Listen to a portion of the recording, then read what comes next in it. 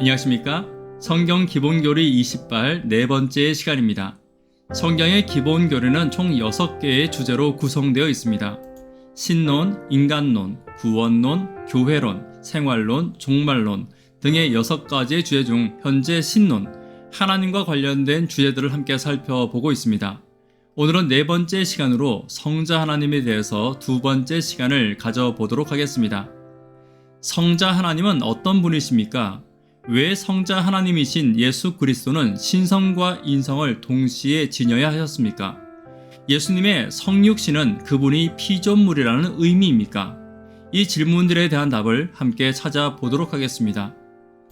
성자 하나님은 창조주이시며 구속주이시며 대제사장이십니다.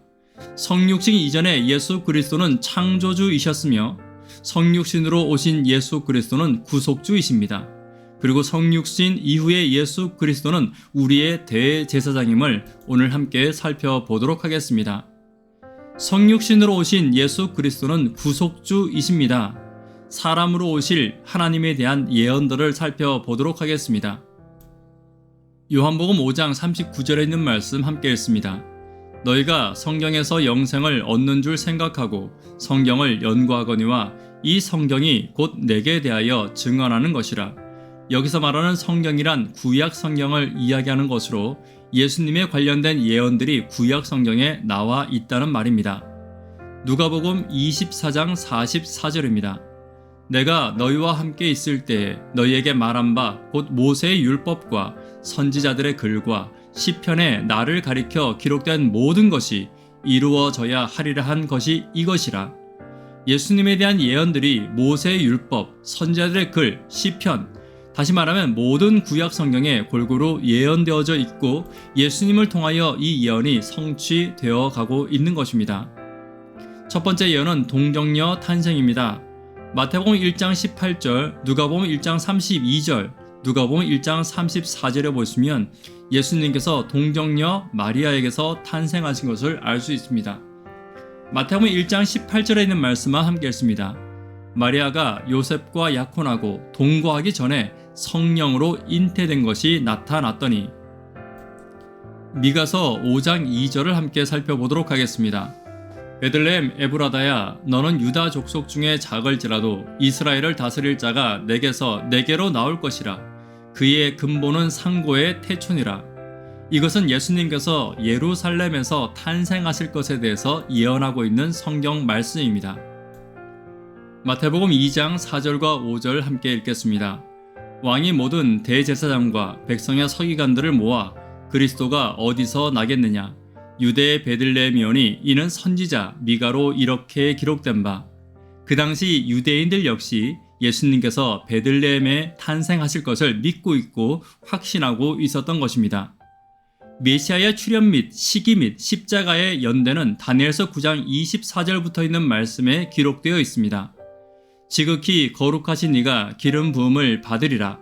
그가 그 일의 절반에 제사와 예물을 금지할 것이며. AD 27년에 예수 그리스도의 침례와 AD 31년에 예수 그리스도의 십자가가 다니엘서 9장을 통하여 예언되어져 있는 것입니다.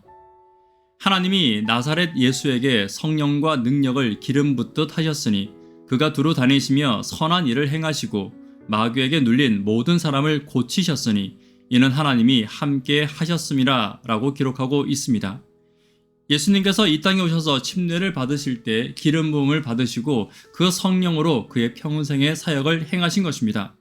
다니엘서 9장 24절은 사도행전 10장 38절을 통하여 증거되고 있는 것입니다. 마태복음 4장 17절에 보시면 예수님의 기름 부음에 관하여 이렇게 말하고 있습니다. 이때부터 예수께서 비로소 전파하여 이르시되 회개하라 천국이 가까이 왔느니라. 예수님께서 침례 받으시며 기름 부음을 받으셨다는 말씀입니다. 마태복음 27장 50절과 51절에 보시면 예수께서 다시 크게 소리 지르시고 영혼이 떠나시니라. 이에 성소의 휘장이 위로부터 아래까지 찢어져 둘이 되고, 이렇게 성소의 휘장이 찢어짐으로써 다니엘서 9장 27절에 있는 제사와 예물을 금지한다라는 예언이 성취된 것입니다. 예수님께서 은 30냥에 팔린 것에 대한 예언이 있습니다. 스가랴 11장 12절과 13절입니다. 그들이 곧 은 30개를 달아서 내 품삯을 삼은지라. 여호와께서 내게 이르시되 그들이 나를 헤아린 바 그 삭을 토기장이에게 던지라 하시기로 내가 곧 그 은 30개를 여호와의 전에서 토기장이에게 던지고. 마태복음 26장 15절, 27장 7절을 보시면 내가 예수를 너희에게 넘겨주리니 얼마나 주려 하느냐 하니 그들이 은 30을 달아 주거늘 의논한 후 이것을 토기장이의 밭을 사서 나그네의 묘지를 삼았다 라고 기록되어 있습니다. 이사야 53장 9절을 보시면 예수님께서 그가 죽은 후에 부자와 함께 있었다 라고 말씀하시며 부자의 무덤에 장사되실 것이 예언되어져 있습니다. 마태복음 27장 57절과 60절에 이 예언이 이렇게 이루어졌습니다.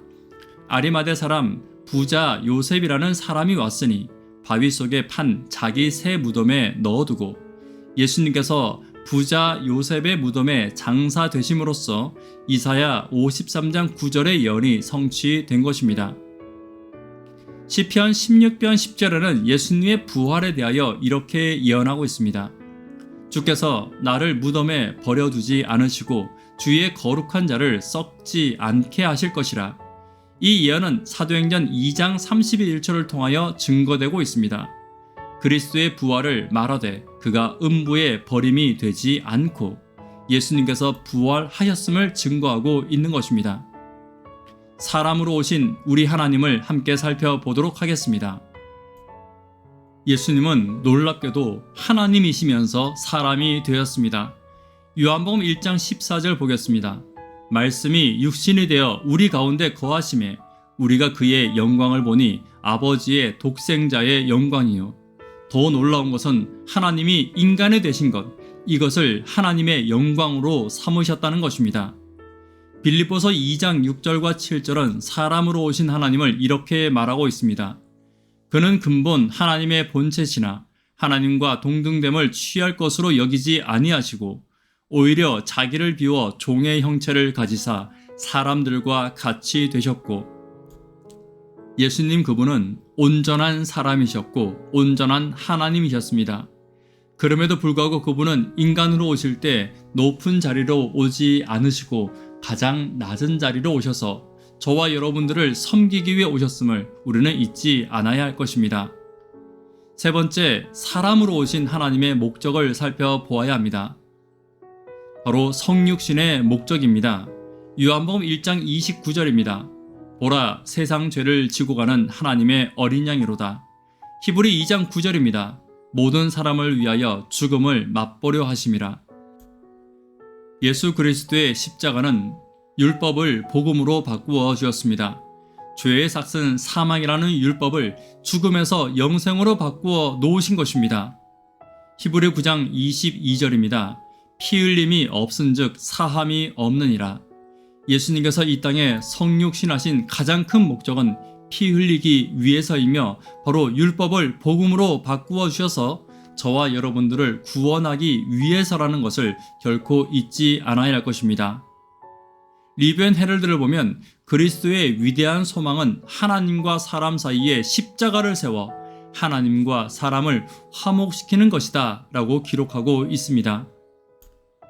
하나님으로서 사람이 되신 것은 타락한 인류를 위하여 사람으로서 사람을 붙들고 하나님으로서 하나님의 능력을 붙드시기 위함이다 라고 화인여서는 기록하고 있습니다.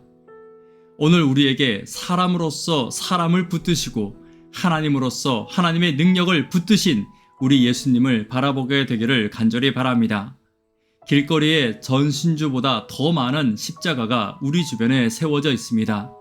오늘도 하나님을 바라보기를 원하시는 예수 그리스도의 십자가의 초청에 응하시고 십자가의 능력으로 다시 한 번 더 일어서시는 저와 여러분 되기를 간절히 바랍니다. 예수 그리스도를 묵상할 때 저와 여러분들은 예수 그리스도를 따라갈 수밖에 없을 것입니다. 예수님을 다시 한 번 더 묵상하는 이 시간이 되기를 간절히 바랍니다. 이 시간 개인적으로 예수님의 십자가를 묵상하는 시간을 갖도록 하겠습니다. 개인 기도하시고 마치도록 하겠습니다. 감사합니다.